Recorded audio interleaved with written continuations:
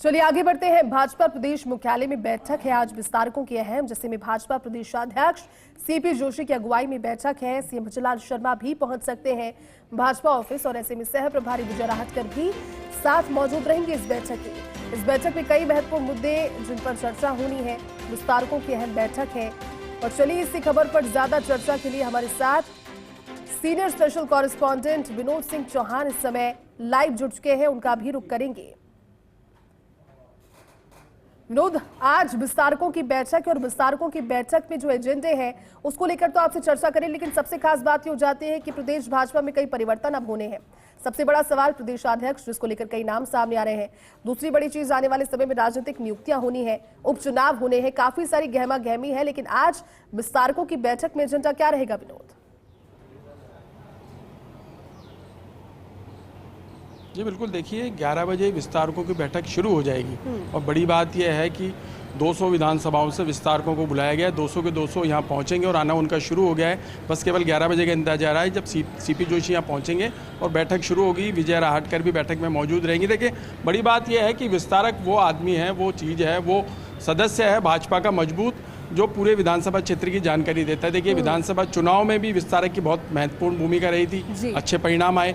लोकसभा चुनाव में वैसे परिणाम नहीं आ पाए, उनकी समीक्षा की गई। पिछले दिनों बैठक में 2 दिन तक मंथन चला। आज जो बैठक है वो बहुत महत्वपूर्ण है। उपचुनाव भी होने हैं, पंचायत चुनाव होने हैं, निकाय चुनाव होने हैं और जमीनी स्तर पर जो फीडबैक देता है वो विस्तारक है। तो तमाम चीज़ों को लेकर बातचीत की जाएगी। यहाँ से भी दिशा निर्देश मिलेंगे, तमाम महत्वपूर्ण मुद्दे उनके सामने रखे जाएंगे, फीडबैक उनसे भी लिया जाएगा ताकि आगे का रोड मैप तैयार किया जा सके। चुनाव के बाद अब देखिए बजट सत्र सामने है। बजट में क्या कुछ मिलता है, किस तरीके से सरकारी घोषणाएं हैं, सरकारी चीज़ों को जनता के बीच ले जाना है। मुख्यमंत्री भजनलाल शर्मा भी बैठक में मौजूद रहेंगे। वो क्या कुछ विस्तारकों को कहते हैं, लेकिन अहम भूमिका विस्तारकों की है और इसीलिए 200 विस्तारकों को यहाँ बुलाया गया है। कई घंटे का मंथन होगा, चिंतन होगा, उसमें क्या कुछ निकल के आता है यह तो बाद में पता चल पाएगा। लेकिन विस्तारक बहुत सारी तैयारी करके यहाँ पहुँचे हैं कि वो फीडबैक देंगे कि लोकसभा चुनाव में जो सीटें कम रही उनका क्या कारण रहा, आगे आने वाले समय में किस तरह से रोड मैप तैयार करना है, 5 साल जनता के बीच जाकर क्या कुछ कहना है,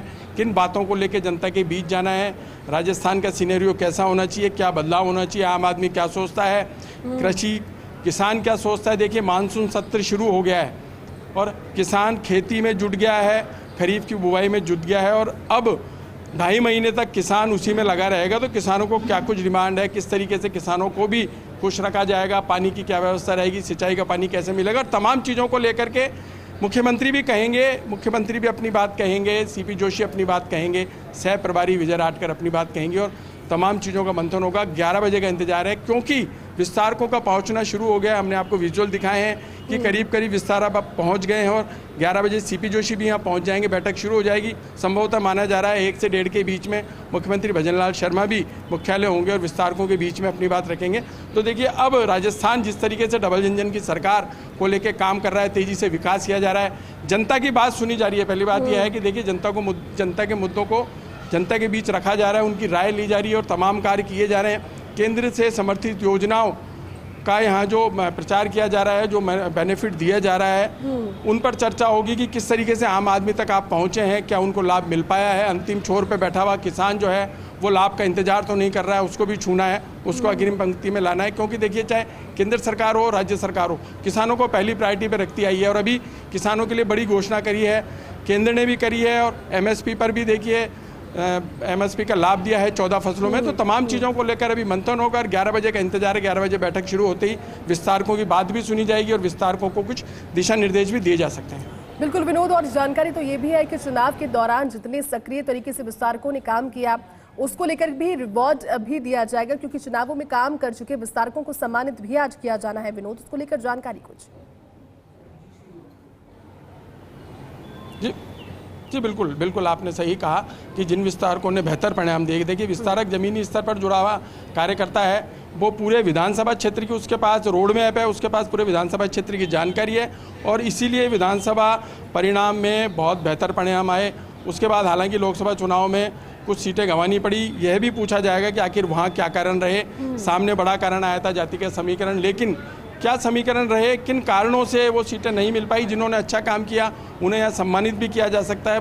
और देखिए विस्तारक को भी विस्तार मिलना चाहिए, जिस तरीके से उसका नाम है, जिस तरीके से वो काम कर रहा है, तो उसके काम को अहमियत मिलनी चाहिए, उसके काम को रिवार्ड मिलना चाहिए, उसके काम को पुरस्कार मिलना चाहिए। तो 11 बजे बाद बहुत महत्वपूर्ण बैठक होने वाली है और कई घंटे तक इसी बात का मंथन होगा, चिंतन होगा और इसी भी जिन्होंने अच्छा काम करा है मुख्यमंत्री उन्हें अप्रिशिएट करेंगे और प्रदेशाध्यक्ष अप्रिशिएट करेंगे, पुरस्कार भी दिया जा सकता है, तमाम चीज़ों पर बातचीत होगी जी।